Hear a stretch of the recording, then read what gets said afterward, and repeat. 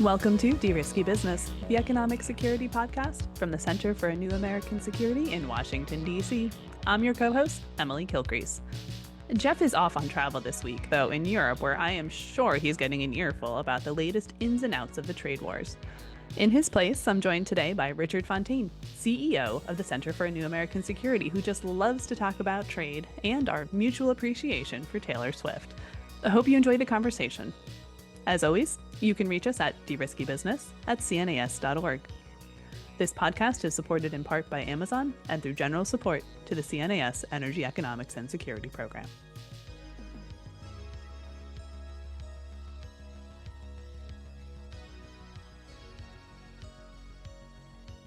For this week's episode of De-Risky Business, we have a special treat for listeners. Geoff is off gallivanting in Stockholm for a conference, but the trade war continues unabated. So we have brought in special guest Richard Fontaine, CEO of the Center for New American Security, to talk with us about what's been going on the trade front. And much to Richard's delight and my dismay, we'll be flipping the script a little bit, where Richard gets to ask most of the questions today. Welcome back to De-Risky. Thank you, Emily, and it's good to turn the tables on you. So if it's okay with you, then I'll just start right out and asking you a little bit about the extremely dramatic events on the trade front that I'm sure all listeners are aware of over the past week. We saw the imposition of very large tariffs on a large number of countries, market turmoil, and then as of this recording yesterday, the pause of most of those. But let me start out by asking you about where and what this means and where we're going. So in 1942, after the Allied victory at the Second Battle of Alamein, Winston Churchill said, "Now, this is not the end. It's not even the beginning of the end, but it is perhaps the end of the beginning." So is this the end or the end of the beginning? I think this is just the beginning of the beginning, candidly. I mean, I think Oof. if any, I know, right? Look, I mean, first, let me just timestamp when we're talking. Given how fast things are shifting, it's important to be clear about when we're having the conversation. So we're recording this Thursday morning, April 10th. And it has been a really chaotic week. So we've seen the imposition of the reciprocal tariff programs with rates ranging from 10 to nearly 50% additional tariffs on almost every country in the world, plus an island of penguins. Then we saw the president reverse that position substantially yesterday, where he's putting a 90-day pause on the reciprocal tariff program and pulling all of those rates down to a 10% tariff. Now, clearly the markets are just breathing this huge sigh of relief at this point, and that's likely a large reason why the president decided to implement the pause. But it's worth noting that there are still a lot of tariffs that remain in place. So we still have the initial tariffs that were imposed on Canada and Mexico for fentanyl-related reasons, and kind of the USMCA-based deal they're starting to sort out there, but nonetheless, still significant tariffs. We still have the auto tariffs, and we still have 10% tariffs on pretty much all countries. That's a substantial shift in the U.S. tariff posture. Plus, we've got just an enormous amount of tariffs on China, which we should get into as well. So I do think it's important that the president took this pause, but I don't think that this means that he's backing off his love of tariffs or a kind of tariffs first approach to foreign policy. And so I do think that we should expect to see just more of this sort of turmoil and back and forth on tariffs for the foreseeable future, perhaps the next 4 years. So we'll get into the tariffs that are still on the books with respect to China and the sectoral tariffs in a second. But it's notable, at least to me, that this was cast as a pause, not as a elimination of the increase in tariffs. So as recently as a couple of days ago, the president and others in the administration were saying, this is not a negotiation. These tariffs are in place because we are in an economically catastrophic situation as a country. We need to see the reindustrialization of the United States, and these tariffs are the only way that this will happen. These are absolutely necessary. A few days later, it turns out it is a negotiation, that they're not so necessary that they can't be paused for at least 90 days. But are we to read from that some or potentially all of these tariffs will actually click back in place in 3 months, which seems not to be what the markets are expecting, either in the equities or the bond markets. Well, I mean, the only answer I can really give is who knows, right? We'll see how Yeah. the next couple of months go. But to try to put a little bit of analysis behind that flippant statement, look, I think they've always been signaling that there are a bunch of different rationales for the tariffs. There always was a part of this that was about fairer trade, more reciprocal trade. And the president, in his Rose Garden speech last week announcing the reciprocal tariff program, he did give a very clear signal about what he was looking for from other countries as they were looking for off ramps to the trade war. So he said, we want you to take down your tariff rates to zero. We want to see elimination of non tariff barriers. We want you to buy some stuff from us, and we want to see investment in the United States. So there was always a part of this that was about negotiation.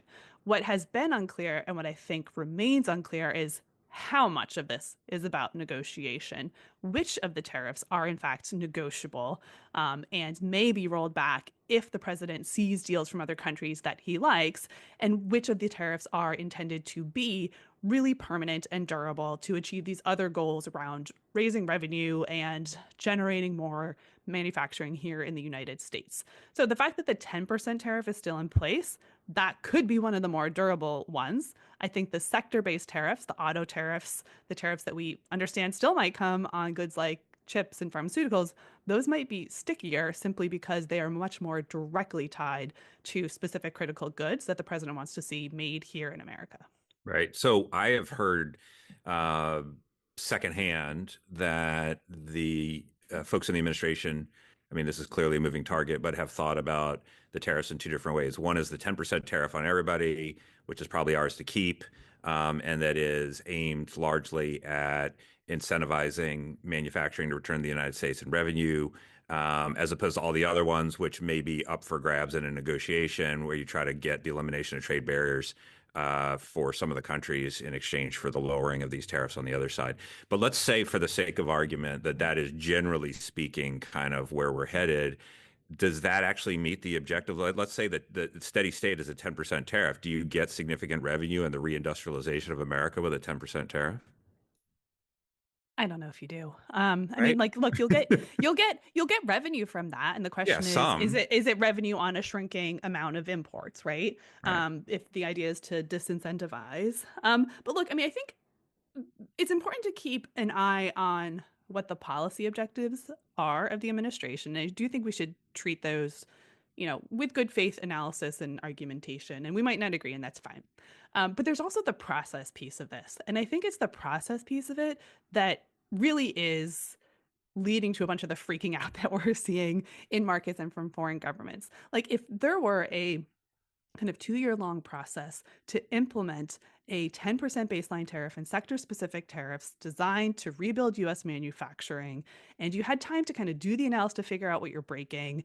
You had time for supply chains to adjust. Supply chains can't adjust overnight. Like, that's just insane, right? But they could adjust over a period of months and years if given clear signals and a sense that these policies are going to be durable. And so I think it's that policy chaos that is leading to some of these really extreme swings that we're seeing in the markets because they just don't know what's going to stick and what's not going to stick. Companies don't know if they should be absorbing the cost to adjust for the tariffs or not.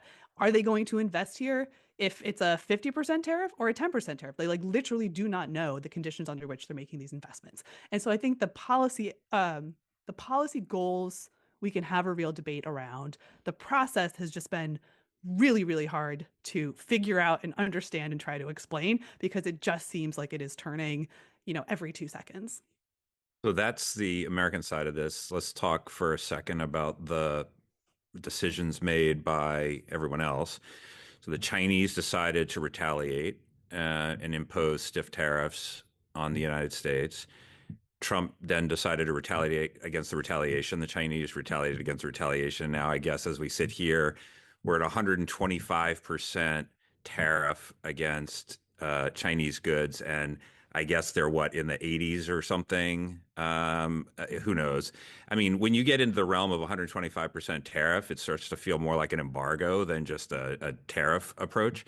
But the reality is what, 40% of everything sold at Walmart is imported from China. I mean, do you expect this to endure, or is this just, temporary posturing where both sides have to sort of climb down from what will otherwise be, mutually assured destruction?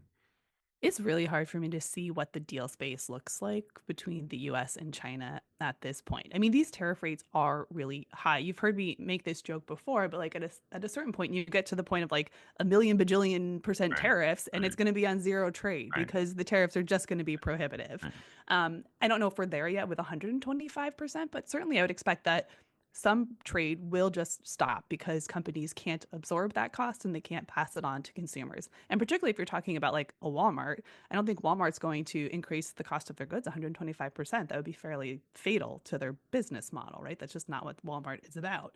Um, so it's going to be painful if it persists for sure. But I also think that the way that the Trump administration has handled the China dynamic has not reflected an understanding that they've backed China into a corner, and China really doesn't like being backed into a corner.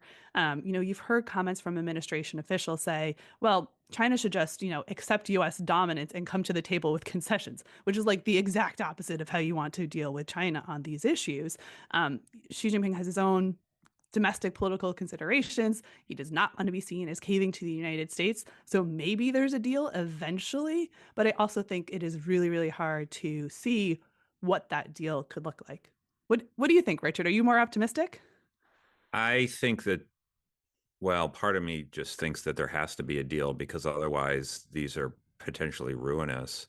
Um, and in two ways. One, just because of the level of tariffs and the interruption into the trade, but also if we end up in a space, a few months out where you have a 10% tariff on the world, or maybe, I don't know, who knows, less, and you have a 125% tariff on China, the incentives for circumvention and transshipment are going to be just through the roof. And so, that I think will be hard for the US to deal with. And you do step back from it and sort of ask yourself, for what?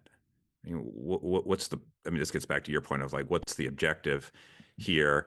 It would seem to make a lot of sense to me if we identified areas of national security risk with trade with China, or areas in which we wish to not be dependent on China for particular supplies of particular things, and protected ourselves on that basis. But that's not what has happened. So, and then having, I guess the last thing is just, having seen the Trump administration. So you talked about how difficult it will be for China to make a decision or make a deal, which I think is true. Well, we have instead seen the Trump administration go from saying, I mean, Peter Navarro had a op-ed in the FT, I think on Monday, saying this is not a negotiation. And then by that afternoon, the Secretary of Treasury was saying this is about negotiations. So I don't know how firm the U.S. position on this will be. It sounds to me, from what the president is saying, if there's a deal to be had, he would like to take it with respect to China. So I guess that leaves me more optimistic than you that there can be a climb down here. But who knows? Yeah, So, yeah. I mean, that's just the punchline for all of this is who knows, really. I mean, I do think the thing that isn't going to work for sure is you've got this, these comments coming out of the administration about, well, we'll like roll back 10% tariffs and we'll get a TikTok deal and something like that. Like, well, I don't, right. right? Yeah. Like, they're not going to peel off specific issues and then be left with only 110% Yeah. tariffs. No, Like, that exactly. doesn't seem workable. Well, and again, having heard some of the secondhand of folks who have talked to Chinese officials that basically said, "Look, once you get over 100% tariff, like it's like going to infinity." So, kind of all bets are off at that point. You have, if you go from 100 to 125, or 110, or 104 to 125, we don't interpret that as very different, other than, we can escalate or do whatever we want on our side. So, I mean, basically, you've gotten into scorched earth territory. And so, like, the progressive increase in those numbers is not going to accomplish anything. It's only going to be if there's willingness on both sides to, like, go down very significantly. Let me just ask you too. So, we're just talking about does Walmart increase the prices of the Chinese imported goods in its stores by 125% if there's a 125% tariff? We should note that, as members of the administration and others will say, well, consumers don't absorb the full weight of imposed tariffs for a couple of reasons. One, it will incentivize producers in countries where the tariffs are less. Two, because it will lead to the strengthening of our currency because of the increased demand for dollars, and that will offset some of the impact of the current of the price hike. Although who knows what percentage that would be, even if that's the case. And then maybe it squeezes margins on the seller side as well to remain competitive. So, I mean, do we have any sense of if the United States imposes a tariff of 125% on China, what that does to prices for American consumers on those goods? So I think it's important to just reiterate how unprecedented this level of tariffs is. Is we have some lessons learned from Trump 1.0, where they imposed 10 to 25% tariffs on a portion of imports from China. And with that, what now looks like a very moderate tariff action, although at the time it did seem moderate, but now it does, looking back at it. There certainly is some evidence that those sorts of underlying shifts did happen and helped to kind of buffer the impact of the tariff. So you didn't really see a huge spike in inflation. You didn't see that direct one for one pass through on prices. I think it's a fundamentally different question about whether you see those dynamics at the scale of tariffs that we're dealing with today. You're dealing with already higher inflation than we would like. You're dealing with also that 10% baseline tariff for all imports. So the inflation problem, I think, is just going to be worse here. And then certainly something I've seen in the economic press recently is this idea that, well, consumers are just going to buy less, right? So it's not that you're buying the same basket of goods and it all got a little bit more expensive. Like if you have a budget, you're using that budget and it's getting you fewer goods. And that's where you really start to see drags on growth, drags on productivity, because you're just not seeing that level of consumer spending in the United States. So I think it's really hard to predict with any certainty how all of these different dynamics will play out over time. It'll probably depend on the specific products, specific sectors. I mean, one notable response that China has had on this is, we were talking about Walmart. They're going to Walmart and saying, don't pressure your Chinese sellers. Like that play isn't going to work this time around. They don't want their companies to have to eat the cost of this. So I think it's just going to be really, really messy on that front. But these are empirical questions, right? These are questions that you can answer with data. And so I do think we should continue to look for data that shows whether any of these shifts are happening and to what extent.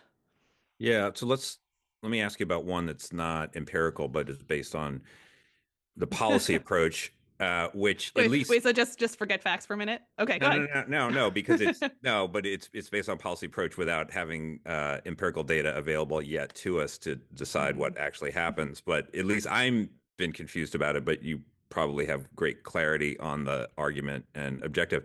So the those who have said, well, U.S. The administration imposes these tariffs, whatever these tariffs end up being, but the full cost of those tariffs, if they go, if the tariff's 10% or X percent is not faced by the American consumer for a variety of reasons we talked before. One is the appreciation of the U.S. dollar against the currency of the exporting country.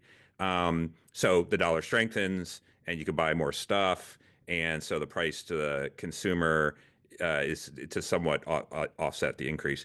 On the other hand, part of the rationale for these tariffs was accusations of currency manipulation, saying countries were artificially depressing the price of their own currency, which meant that the problem was not that the dollar was strong and could get stronger in the face of tariffs, but the dollar was too strong and that we wanted it to be weaker.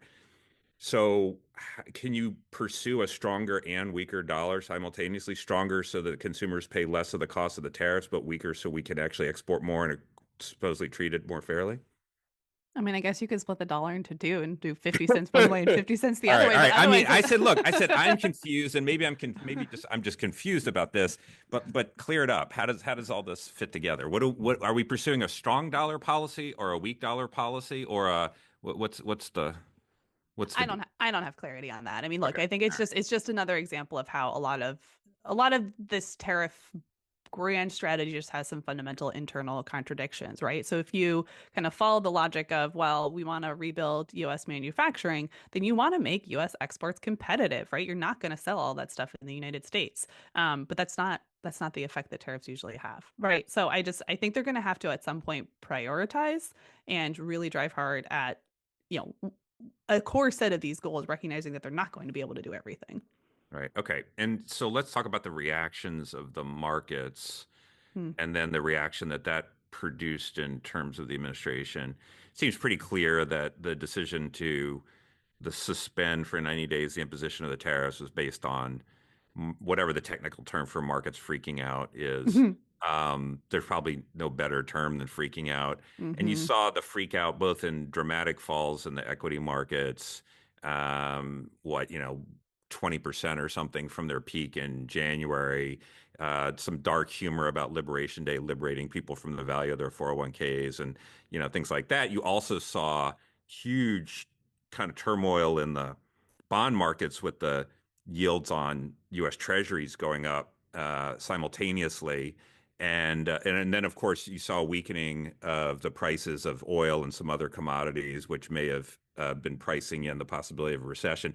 So it's sort of like, in the markets at least, probably the worst possible combination. So two questions. One, is that what do you think the markets were signaling? Because it seems like they were signaling fears across multiple areas. And the other, again, just a few days ago, folks from the administration were saying, well, the markets are just reflective of the elites and investors, and it's just the paper economy. The real economy is out there in real America where we make things and things like that. It's just kind of immaterial to the considerations of tariff policy and to, fighting for the working man and woman in the United States. How do you square the policy decision with that line of argumentation? I mean, the level of spin is like dizzying. I do not know how they stand up straight at certain points in time. Look, I mean, a couple of points on this. One, I think that the private sector and the markets had not been taking the words coming out of the president's mouth seriously enough, Mm. right? He has been saying for a very long time now that he wanted a 10% baseline tariff and that might go higher, and that he wanted at least a 60% tariff on China. Now, what we saw on reciprocal tariff day or liberation day, whatever you want to call it, was higher than that. But like it was within the realm, right? Like I just don't think that the markets had fully priced in the possibility that Trump was serious, because I think there was always this idea that, well, that will be economically damaging, therefore he won't do it. But the other thing you've heard Trump say repeatedly is, I know there's going to be short-term economic pain, and just like hang in there, it's going to be worth it, right? So I think I mean, I'm not a markets person, but I would say like it seems like they just were not taking those sorts of comments and signaling seriously from the president. And then when it became clear that he was serious, it was the freak out reaction and just like this sharp drop. Now, I would assume that they were anticipating some sort of drop in the stock markets, at least initially. Perhaps it was more dramatic than they were anticipating. But my sense is, and I think there's some reporting that supports this, it's the impact on the dollar and the fact that the US assets were not being seen as safe assets anymore that probably freaked them out a little bit more. So typically when you have these sorts of global economic blowups, there's a flight to the dollar as a safe haven asset. You saw this even in the 2008 financial crisis that stemmed from severe problems in the US financial system. There was still a flight to the dollar in that time because overall the US financial system was seen and the dollar was seen as relatively safe. But you didn't see that this week. And the explanation I've heard for this is that it's not because it was some uncontrollable factor in the economy or the world. It's because the decline in the markets was really driven by the policy decisions of one person, and therefore, like the U.S. was no longer seen as that safe haven. So I'm guessing that that's part of the reason why the markets freaked out, and then the freak out freaked out the president, and then you got to the pause.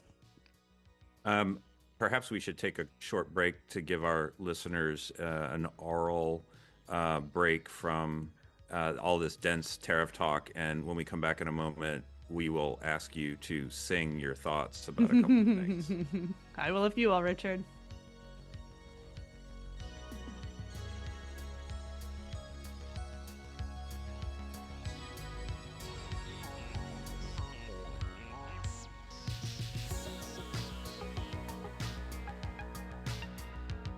Okay, we are back from our break on Derisky. I Wait, have who's hosting here? Are you hosting? I've commandeered the microphone. As people of a certain age may say, Ronald Reagan would say, "I paid for this microphone." Um, but but this is fun to be able to interrogate Emily about all things related to trade policy and more besides. So we talked about China, the retaliation, this kind of uncharted territory where we are now. Pretty unclear what the trade space is and the potential climb down. I think I'm more optimistic than you, but we'll see and do a future episode on this. What about the reaction of everybody else in the world? Because you didn't see retaliation other than the EU, which was prepping tariffs, but then gave itself some, time before they went into place. I probably give the president some breathing space and chance to kind of rethink things and things like that. So, did it surprise you that retaliation didn't take place immediately? And maybe you can reflect a little bit on this game that you ran, which looked very specifically, this war game, tariffs war game, that looked very specifically on who does what in reaction to the imposition of tariffs. Yeah, we're seeing a lot of different strategies from foreign governments about what the appropriate response is, what's the most effective response. So let's set aside China because they are just in a different category entirely, and you're just seeing that upwards spiral of escalation at this point. But to look at the other countries, you have a subset of countries that clearly are just trying to play nice with Trump. They're saying that they're even when they got hit, and everyone got hit last week, they're looking for a negotiation and they really want to make a deal. And they're just trying to see how far they can get with that. And so you put like UK in this camp, for example. You put Japan in this camp. These are close security allies who think they can come and make a case eventually. And so they're just not signaling that sort of retaliation at this point. Then you've got a subset of countries who I think just realize that they're not going to be front of the line and that they don't have a lot of leverage. And they're just holding up the white flag and saying, okay, we give up. Like, we'll go to zero. Just like, please take off the tariffs. And the initial response from parts of the administration was that's not good enough. You need to come up with a better deal. It has to be not just 0% tariffs, but also address those non tariff trade barriers, buy some stuff. It needs to be that whole package that the president signaled in the Rose Garden. And then you've got countries like, or economies like Europe, who are doing a little bit more of a mix there, right? They're kind of saying, well, we will retaliate, but they're trying to be fairly careful about that because they want to leave deal space open. They want to leave that negotiation channel open. And so they're kind of doing a two-step here of like, we're getting ready to retaliate, but really we'd like to talk first.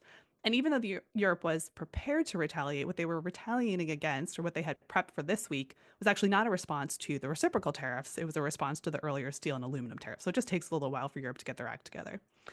Now, this is exactly the sort of thing that we did want to look at in the trade war game. We talked a little bit about it on our last episode. But what we're seeing play out in the real world is like fairly consistent with what we saw in the game as well. So most foreign governments just realize that the abrupt existential damage caused by these insane tariffs on their economies is something they have to fix, and they have to fix it fast. So they might be very pissed off at the United States. They might have serious questions about the long-term durability of any US commitment, but they nonetheless have an economic urgency to come get a deal with the United States as fast as they can. That for as long as they see kind of an opening for those sorts of negotiations with the United States, they will take them, even if that means they need to refrain from retaliation. And so I think that that dynamic that we saw play out in the trade war game is pretty consistent with what we're seeing happen in the real world as well. To go back to the level of tariffs that were imposed, so I was with a number of senior, current and former European economic officials over the weekend, and they had a lot of things to say, shall we say? But one of them was based on where the numbers came from for so-called reciprocal tariffs. And I know you talked about this before on your previous episode, but this may be the only time. In fact, I'm morally certain this is the only time that the cold open of Saturday Night Live featured a USTR generated Greek letter equation to talk about the calculation of tariffs. And so, we're in terra incognita here, both in comedy and in trade policy. So For example, the Europeans said, look, we think that our effective tariff rate on the United States is about 3%. You charged us over 20%, which you said is only half of what it actually is, which would put our effective tariff rate on the US at about 50% or something. This is just not even plausible. And of course, the formula is you take the deficit divided by exports and multiply by zero point 0.5. Um, so and this has, been the subject of all kinds of hand wringing and comedy and other things. So let's say that that's not the right way to figure out what the tariff rate is another country imposed on the United States, and therefore what a reciprocal tariff would look like. What's the better way to figure it out? Well, first, as a US tier alum, I do feel the need to clarify that it was CEA that apparently developed the formula. And USTR Uh, that published the formula and well, with sure. explanation that is available right now on the USTR website. But anyways, I think it misses the point with just anyways. Uh, I think But the CEA focus. said they didn't do it either. So Well, that I mean, look, no one's the head of trying to. CEA said it came from, quote, somewhere else in the administration. I mean, Ambassador Greer yesterday in his testimony said it came from CEA. So I don't know. Maybe that tells you something, right? If nobody knows where it came from or nobody wants to own up to, Right. Yeah. owning that. Yeah. But look, I mean, I understand why everybody is looking at that formula and trying to make sense of it. I mean, I think the easiest way to understand it is they had some back of the envelope calculation that had something to do with trade deficits, and like that's all they needed, and that's all they wanted to get at. And so they have a thing, it's kind of a swag, and that's it. Like that's about the level of seriousness I would take that formula with. Now, the question is like, how would you do that? Like, if you're really trying to get Right. to an effective tariff rate equivalent. Right. And that's a massively difficult exercise to do because, particularly if they want to take account of non tariff barriers, so like the cost to US exporters of onerous European regulations, that's just a very difficult assessment to do. And you need to do it product line by product line, country like by country to kind of come up with this aggregate number. So I'm not surprised that they used an approximation. I do wish it was presented with a little bit more um, seriousness. I think they would have been better off, candidly, if they had just gone with an approach that apparently was under consideration of just kind of bans of countries, because then it would be clear that this was just a swag. I think by giving these precise tariff rate estimates and like publishing this formula, they actually did themselves a disservice by making it look much more thought out than I think maybe it actually was in reality. One of the things, so okay, look, you were a trade negotiator, very senior levels. You were at USTR, Commerce, NSC, all of this. One of the things that often seems to get lost in trade policy is the people. Mm. A lot of times there are incantations of the worker in, a steel town or something like that when you have certain conversations. It almost never seems to involve the people on the other side of these transactions in other countries. So the fact, for example, that Lesotho, which is one of the poorest countries in the world, got hit with a 50% tariff, which by at least the initial accounts, if it had actually gone into place, could really kind of devastate their already really weak economy.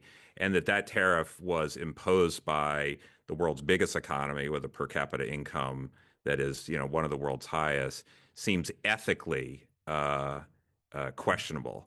Do the ethics ever come into play when trade policy people like you are thinking about the kind of real world consequences of these kind of measures?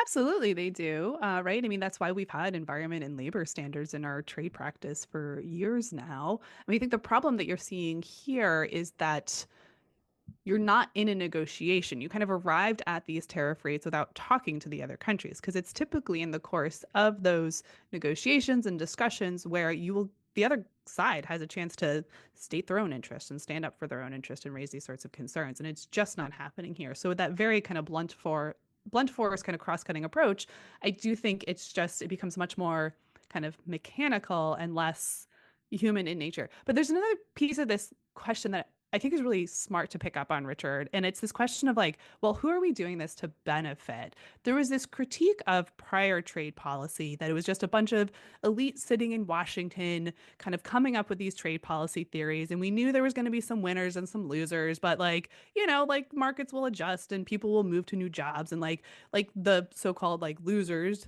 like will figure it out, right? Like they'll be fine. And that didn't hold. You have these communities that did see trade induced job loss, in addition to a bunch of other reasons why some of that job loss happened.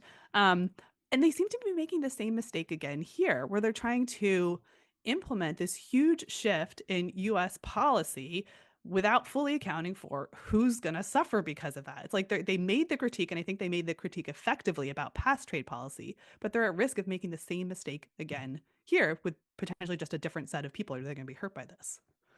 But what is that other set of people? You're talking about other Americans or foreigners? Yeah, yeah, yeah. They're Americans. Right. So my question is about do the livelihoods of and the ethics of helping or harming foreigners come into play? Is it how does it net out for the United States?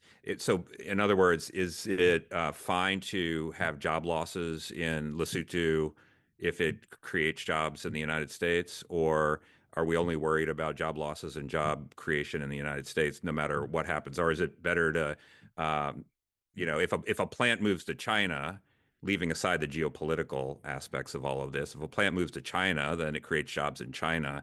Is that just immaterial if it makes jobs go away in the United States from a trade negotiating perspective?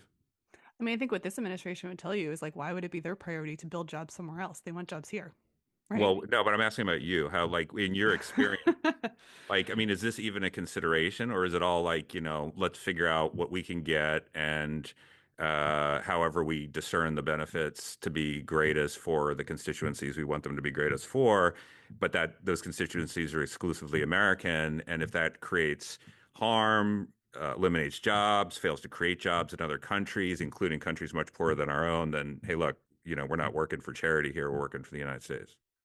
Look, a negotiator's job is always to look out for their own country's interests first, right? Like, I think that's unquestionable. But how you go about doing that matters, right? Like, if you are actually doing a negotiation, your job is to persuade the other side that it's in their interest as well. And it's going to be much harder to do that if the proposals that you're pushing forward are going to lead to these negative impacts in their country. That's what's so unusual about how this trade policy is playing out. These aren't negotiations, these aren't conversations. It's just blunt force imposition of policy. And so it's not the traditional negotiating stance. And so, yeah, like absolutely in a prior, set of how you would do this, like a negotiator, their job is to advance their country's interests. But they won't be able to do that effectively if they're not taking account of what the other side thinks as well.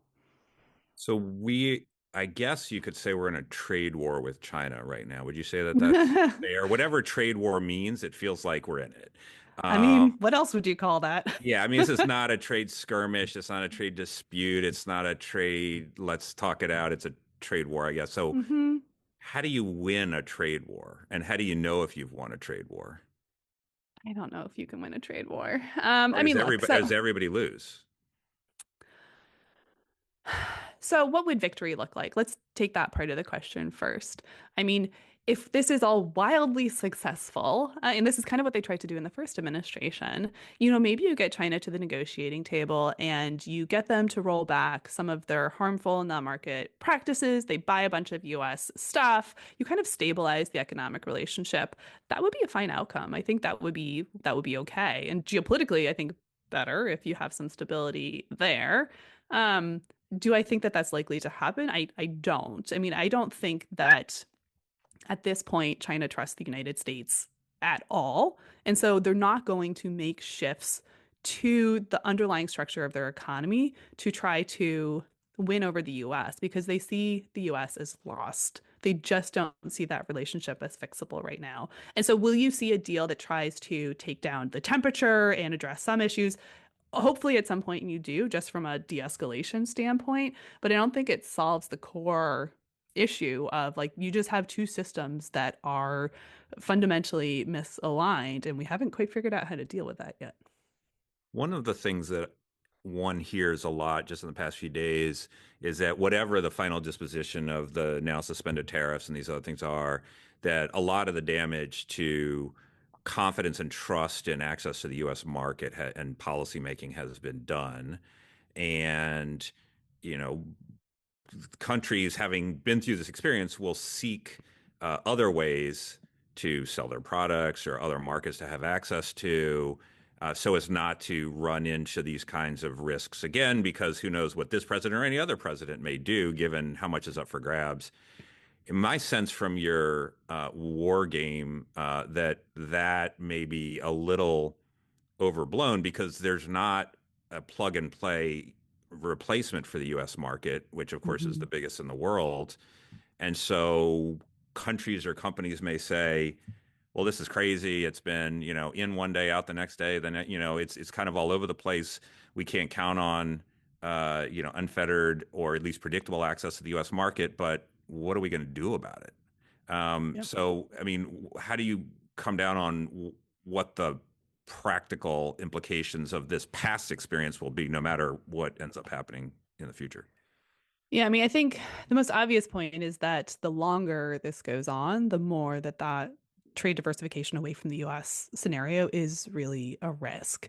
But I do think the US has a window where countries will snap back to kind of the normal trading relationship with the United States if they can. Just the economic gravity factor is real. The disruption right now is really painful. If they can get rid of that disruption, like that will be their first priority. And it's not easy to replace the US market. So I do think there is this window, and perhaps a narrow window now, where the US really can pivot and really, if the president moves hard into deal making mode, could still get quite a good outcome out of all of this. And I know you might not agree with that, but I do think it's possible where you end up with a bunch of deals. You end up with a strengthened USMCA. You end up with common alignment on some barriers when it comes to, problematic trade with China. And like, so he could still pull the rabbit out of the hat here. But the longer this goes on and the longer there's this unpredictability, like countries will have to look at those trade diversification efforts. I am skeptical of the argument that they're going to swing hard to China. I mean, deeper integration with China brings its own set of risks in terms of the attractiveness and the decreasing attractiveness of that market. China is also an economic bully, which we've been worried about for years. Certain countries, if they already have deep ties with China, it'll make more sense for them to swing in that direction.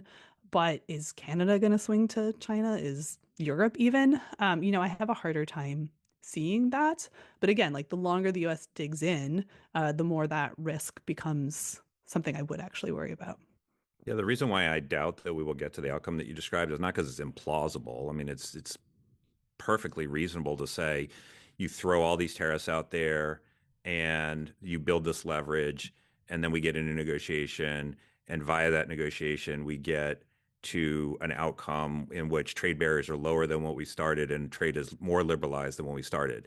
I think that would be a great outcome for everyone, but just not what the administration is going for, because then you don't get the revenue and then you don't get any shot at the reindustrialization that you can only achieve if you increase prices of imported products, and so that we would make them here. So something has got to give. I mean, the president and folks in the administration seem to think not that tariffs are a bad thing and you put them on so that we can achieve the minimum level of tariffs in the future, but rather tariffs are a good thing because they provide these benefits, again, revenue and trade barriers that lead to greater industrial production in the United States. And if tariffs are a good thing, then we're not trying to get to the end game where we have even lower tariffs than when we started.